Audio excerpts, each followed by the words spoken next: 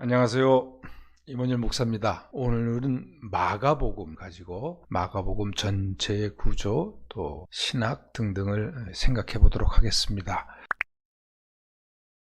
왜 마가복음이냐? 마태가 먼저인데 성경에는 마태가 먼저지만 복음서 마태, 마가, 누가, 요한 이 네 복음서 중에서 제일 먼저 쓰여진 것이 마가복음입니다. 그리고 마태와 누가가 자신들의 예수 이야기를 쓸 때는 그들의 책상 위에는 마가복음이 있었습니다. 그래서 먼저 마가복음을 보고 그 다음에 이제 마태, 누가, 요한을 보도록 하겠습니다. 여러분 다시 한번 부탁드리는데 이 강의를 들으실 때는 반드시 옆에 성경책이 있었으면 좋겠고요. 그리고 여러분들이 성경을 읽으셨다는 전제하에 이 강의를 합니다. 그래서 성경을 읽지 않고 이 강의만 듣는 것은 글쎄요, 제 생각에는 별로 의미가 없습니다. 왜냐하면은 성경을 여러분들이 읽을 수, 좀 더 본문의 말씀을 이해하기 쉽도록 안내하기 위해서 저는 잠시 가이드 역할을 하는 거지 이 강의 자체가 절대 목적이 아닙니다. 그래서 항상 성경을 먼저 읽으시면 너무 좋고요. 그러면 아마 제가 강의하기가 좀 편합니다. 그렇지 않더라도 또 꼭 반드시 성경을 읽으시고 또 가능한 한 중요한 구절 같은 것은 강의를 들으면서도 같이 좀 읽으시고 그러면서 강의에 참여해 주시기를 바랍니다. 오랜 기간 동안 마가복음은 다른 복음서 마태나 누가나 요한에 가려서 빛을 보지 못했습니다. 거의 2000년 동안입니다. 마가는 마태와 누가복음을 요약한 정도의 짧은 복음서, 사실 마태, 누가의 반 정도밖에 안 됩니다. 그리고 마태나 누가에 비해서 상대적으로 문체나 그 내용이 상당히 조악하다, 이렇게 마가복음을 오랫동안 생각해 왔습니다. 우리도 그렇습니다. 여러분들 복음서를 통해서 다양한 예수님을 만났죠. 그래서 우리가 그 인상적인 예수님의 사람들과의 만남, 여러 가지 예수님의 일화를 기억하는 것은 대부분이 마태, 누가, 요한복음에 있는 내용입니다. 산상보훈에서 팔복을 쫙 이렇게 말씀하시는 예수님이나 뭐 탕자의 비유나 또 선한 사마리아 사람의 이야기나 또 수가성에서의 한 여인과의 예수님과의 만남, 뭐 여러 가지 이야기, 우리가 기억하는 이야기들은 주로 마태, 누가, 요한이지 마가복음의 내용은 별로 없습니다. 다정하고 또 온유한 예수님, 또 친절하고 또 조곤조곤 하나님 나라의 말씀을 전해주시는 그런 예수님의 모습을 마가복음에서는 찾을 수가 없습니다. 우리가 마가복음을 좀 더 주목해서 읽으면 마가복음에 나오는 예수님은 되게 거치십니다. 막 제자들에게 역정도 내시고요. 그리고 뭐 참 친절하신 모습이 없습니다. 그렇게 그래서 마가복음은 마태, 누가, 요한의 빛에 가려서 오랫동안 그렇게 즐겨 읽는 복음서가 아니었는데 마가복음이 각광을 받으며 그 복음서에 감추어진 보석 같은 메시지가 드러나기 시작한 것은 20세기 중반에서부터입니다. 1950, 60년대 이후에 소위 편집 비평이라는 성경 읽기의 방법입니다. 비평학 그러면은 성경을 좀 이상하게 읽는다 이런 식인데 그게 아니고 2000년 역사를 통해서 성경을 다양한 방법으로 읽는 방법들이 늘 새롭게 성서 연구를 하다가 발전되었는데 특히 20세기에 와서 그렇습니다. 19세기부터 역사 비평, 역사적인 관점에서 또는 양식 비평, 그러면 성경에 전승되어 온 그 최소 단위들을 잘라서 성경의 내용을 이해하는 방법, 또 편집 비평이란 복음서 전체가 예수님의 다양한 이야기를 지난번에 말씀드렸죠. 구슬을 꿰듯 어떤 의도를 가지고 신학적인 목적을 가지고 꿰는 것이다. 그런 의미에서 마태는 요한은 또는 누가는 어떻게 예수님의 이야기를 전하는가, 그 다양한 기법들을 또 신학들을 연구하면서 성경을 읽는 것이 편집 비평이면 또 요즘에는 사회 비평입니다. 그 당시에 사회적인 관점, 공동체 신앙의 관점, 또는 뭐 설화 비평, 나레이티브 크리티시즘이라고 하죠. 그래서 이야기 전체 복음서의 이야기를 설화, 이야기로 생각하고 말하는 사람이 어떤 의도로 또 듣는 사람들은 어떻게 이 이야기를 들었을까를 이야기적 관점에서 또 성경을 읽는 방법이고 구조 비평 여러 가지 성경을 읽는 방법들이 있는데 소위 5, 60년대부터 시작된 편집 비평이라는 성경 해석 방법을 통해서 복음서 중에서 마가가 가장 먼저 쓰여진 책이라는 것이 밝혀졌고 마가의 그 거칠고 투박하고 아주 간결하게 진행되는 마가의 이야기의 기술 이런 방법들이 철저하게 의도된 놀라운 문학적, 신학적 기술 써내려간 것이라는 것이 밝혀지면서 마가복음 복음서 연구의 아주 중심이 되었습니다. 자, 그러면 이 마가복음을 어떤 자리에서 읽을 때 마가복음 그 전체 이야기의 흐름과 의미를 가장 잘 한눈에 조망할 수 있을까? 아마도 저는 그 마가복음을 가장 잘 바라볼 수 있는 전체를 1장 1장에서부터 끝까지를 조망할 수 있는 자리는 예수님께서 십자가에 못 박혀 돌아가신 바로 그 골고다, 그 십자가의 자리라고 생각합니다. 그리고 예수님이 운명하시는 그 순간, 그와 동시에 마가복음에서 울려 퍼진 한 이방인 로마의 백부장이죠. 그 사형 집행을 책임졌던 그 백부장의 입에서 나온 말이 있습니다. 15장 39절에 있는데 참으로 이분은 하나님의 아들이셨다.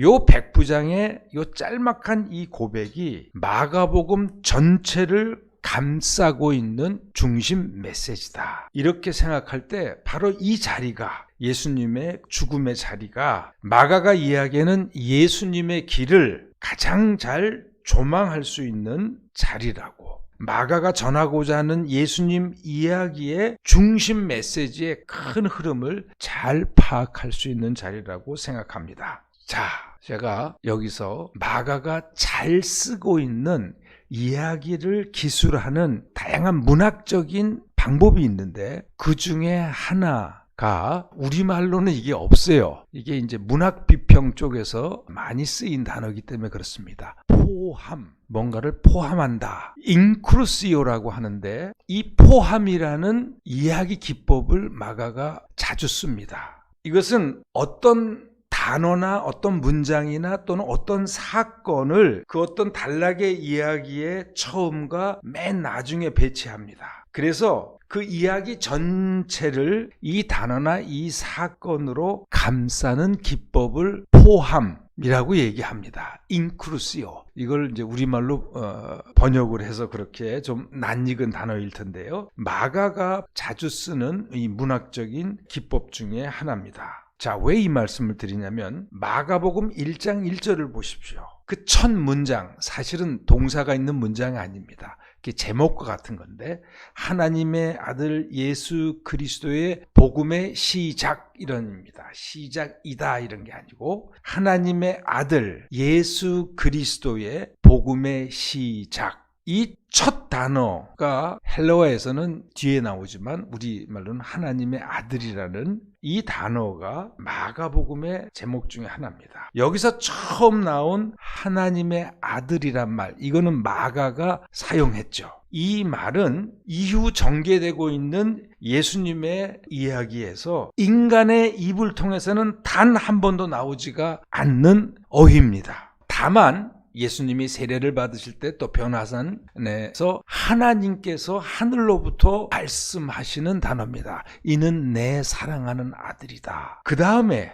예수님께서 축귀, 귀신들을 내쫓거나 이럴 때 귀신들이 예수가 누군지를 알고 하나님의 아들이 당신이 누군 걸 우리가 압니다. 하나님의 아들입니다. 이렇게 사람의 입에서는 안 나오던 이 말이 맨 처음 마가가 1장 1절에서 기술한 이 단어가 예수님의 죽음의 순간에 죽음 직후에 처음으로 사람의 입에서 고백적으로 터져나오는 거죠. 백부장의 입을 통해서. 그래서 마가복음의 전체, 즉 예수님의 마가복음이 기술하는 전체의 내용은 하나님의 아들이란 단어로 감싸여져 있다는 거죠. 즉 하나님의 아들이 처음부터 마지막까지 어떻게 인간 사회에서 활동하시고 무엇을 남기셨는가, 그것을 마가는 기록하고 있다는 거죠. 이거는 우연이 아니고 마가가 처음부터 이 어휘를 예수님의 생애의 처음과 끝에다가 이렇게 배치함으로 마가복음 전체를 이 단어로 감싸고 있다는 거다. 이걸 포함이라고 합니다. 마가의 예수 이야기 전체가 이 하나님의 아들이란 주제어로 감싸여 있다면 왜 복음서 이야기의 시작과 그 끝 예수의 죽음의 자리에서 사람의 목소리로는 오직 마가와 백부장 이 두 사람에 의해서만 울려 퍼지도록 했는가?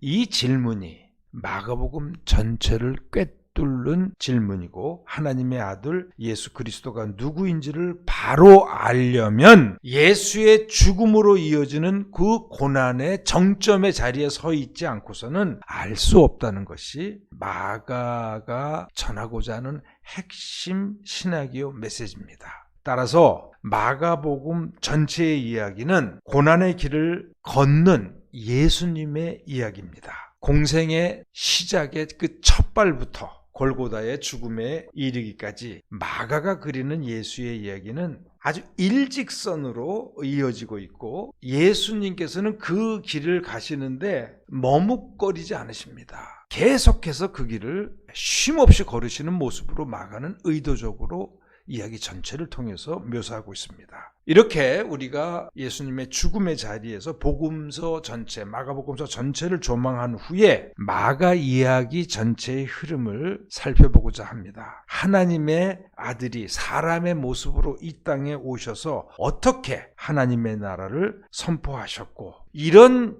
예수를, 이런 하나님의 아들을 사람들은 보고 듣고 경험하면서 어떻게 받아들였는가, 즉 그를 진정 하나님의 아들로 믿었는가 아닌가, 이것이 우리가 이제 마가복음을 읽어가면서 계속 눈여겨볼 일입니다.